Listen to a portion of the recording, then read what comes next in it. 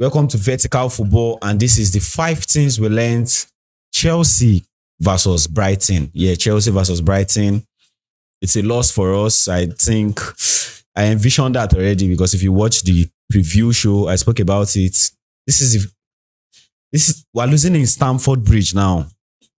It's been a very long time, and I didn't expect us to lose, but I didn't expect us to win. So I was seeing more of a draw in that particular match, but it turned out as it turned. And let's just go into the 5 things we learned. For me, number one, I would say we could have killed the game from the beginning of the match. Yeah, we could have killed the game from the beginning of the match in the sense that in the first 1 minute to 15 minutes, we had chances. And these were not chances like, you say clear-cut chances, but chances that one idea, one creativity, one act of unselfishness would have created those chances, and we just get goals. And I saw that thing like 3 times. 2 coming from Estêvão and one other person just doing that. And I think I was very particular about the Estêvão zone, where you drove into the box, you have put your head up. That's why you have, and it's so beautiful because you have Enzo Fernandez and Andre Santos in the same match. These are 2 guys who like to crash into the box. And you were running with the ball, Estêvão, twice. And this guy were crashing the box. Just do a cut back. And the 2 times he decided to take the ball himself, which the 2 times was blocked by the Brighton's defender. And I felt like if we had, I was speaking to somebody when we were watching the match, and he was even telling me I hope we don't let us suffer this one, that we are not taking our chances, right? And I think it just happened like that at the end. If we had took those chances, the game would have changed. The tension that came into the match with the red card and everything would have died down and never occurred at all. So I just believe our decision makings need to take a different level. You cannot be playing like this and expecting to win games. It was a good performance in the performance sense. Before the red card, the performance was okay. There were some lapses a little bit, but the performance was okay. But those decisions, it really cost us, because it was first 10 minutes. If you hit somebody, first goal, second goal in 1 to 15 minutes, it will down their morale. It is just as simple as that. It is football. So I think we need to do more in our decision making. And another thing I saw before the red card was there was desire.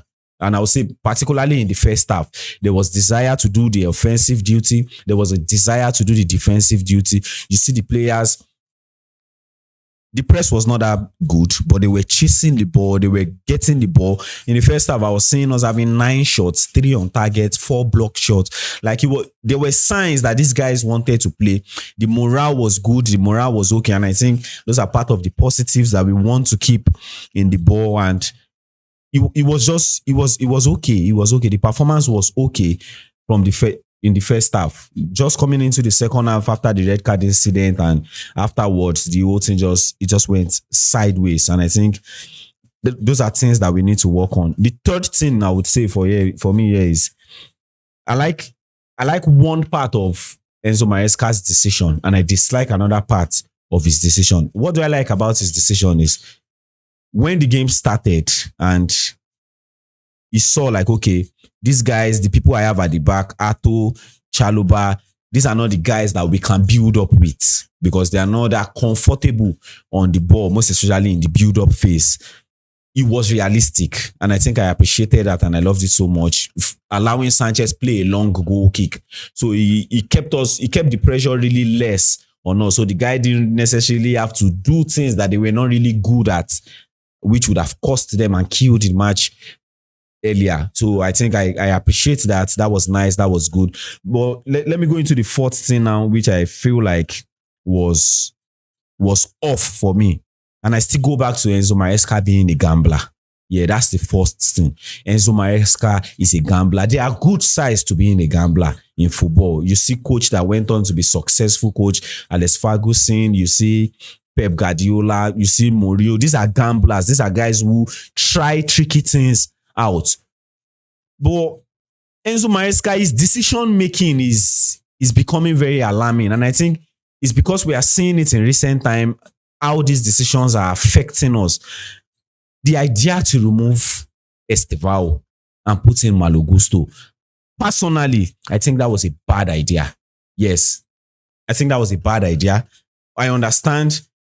Was it before the red card or after the red card? I think it was before the red card. Yeah, it was before the red card.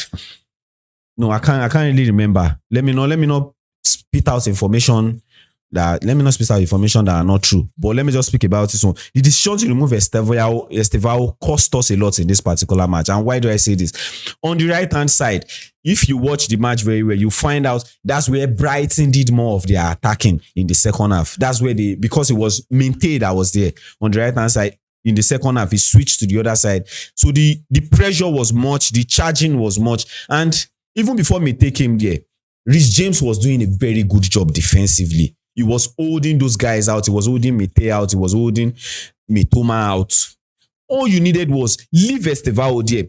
The idea of leaving Estêvão there gives you the attacking option, gives you the attacking strength.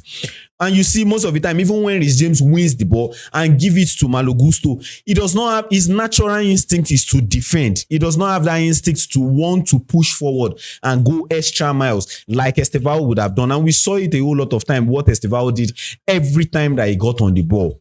Every single time he got on the ball, he took his player on, beat the first one, beat the second one.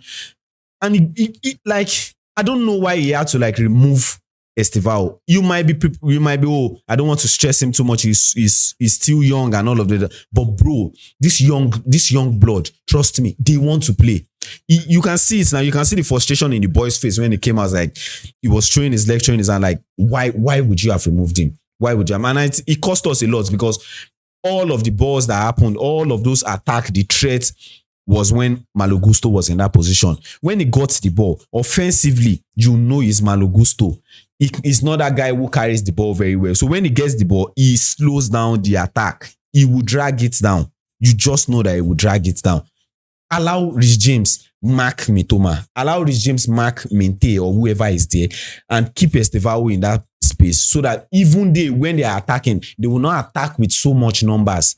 They will still think of the defensive side of what is going on. But because you have Malo Gusto there, you allow Reece James talking into the defensive three, and he was just beating Malo Gusto.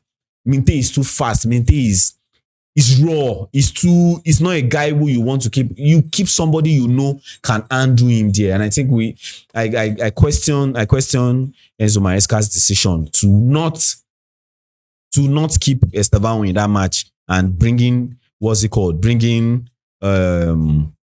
Malo Gusto into the game. I know there are a lot of reasons he would have said for that. He's trying to protect the work Reece James would do. If you are trying to protect the work Reece James would do, remove him and let us know this is who will be here as the marking guy and still keep that attacking option. We not keeping that attacking option just made João Pedro he was just parabolating around the ball, just dribbling one, dribbling two, not leading to anything. That's not what we want to eat. What we want is goals. What we want is somebody that can go and do damage to the opposition. So I think I question that. I question that ability. And the last one for me is the red card. Yeah. I think the red card could have been avoidable. Yes. Because the ball was a loose ball and it came to, what's his name? Andre Santos. What was that he was doing? Why was he reluctant? Why were you reluctant to pass the ball? Why? It's a simple something. The ball has come there. You have two guys that are charging against you. Drop the ball to the goalkeeper and open to space. Why was he waiting for the guy to come and touch his back before he wants to pass the ball? I feel like that was very, very... I don't want to say anything harsh, but I feel like that decision was a very poor decision from him, and him losing the ball to Chalobah. I didn't expect anything from Chalobah. I know people would have said, "Oh, he shouldn't have gone for the tackle. He could have just let him score the goal, and we came back into the goal." It sounds like it was going to be easy, but you're a defender. You cannot just be looking at him going there. In my own viewpoint, I think he needed to tackle him there, but unfortunately, the guy was ahead of him already and he just kicked his leg. I feel like that particular one was avoidable because that red card opened us. They were playing. Our press was not all right. But with that red card, it just changed the whole thing. The intensity, the numbers of players that they are committing up front, the way they are whipping their square playing, their crosses and everything.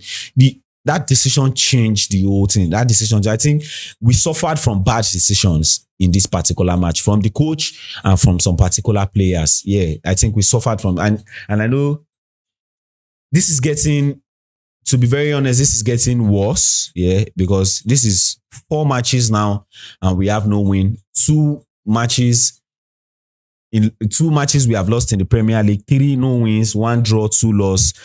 You don't want to keep up form like this. You don't want to keep up form like this. You don't want to keep up form like this. This is really bad. And coming to Stamford Bridge for Brighton and still getting a win, it's telling us people will start not to fear. They will start to lose that fear that they have for us. Okay, they are people that we can go on to go and beat. Yeah, we have injuries, we have all of those things, but these are not excuses. We played in the match. It's still the same players that played in the first half. You don't go into the second half and put on that performance was shambolic. I didn't like it. The decisions, the way Malo Gusto did everything, like it was off it for me. And I'm going to stop ranting at this point in time. Yeah. So I don't know what you guys think about this particular match. For me, I'm not happy about it. I think we would have done better. We could have made better decisions. We could have approached the game in a better way. But this is what the result is. Brighton 3, Chelsea 1. So guys, what do you think? Please drop it in the comment section. Let's talk about it. And please don't forget to like, share, and subscribe to this channel if you have not done that. This is brought to you by Vertical Football. Till we see you some other time. Thank you.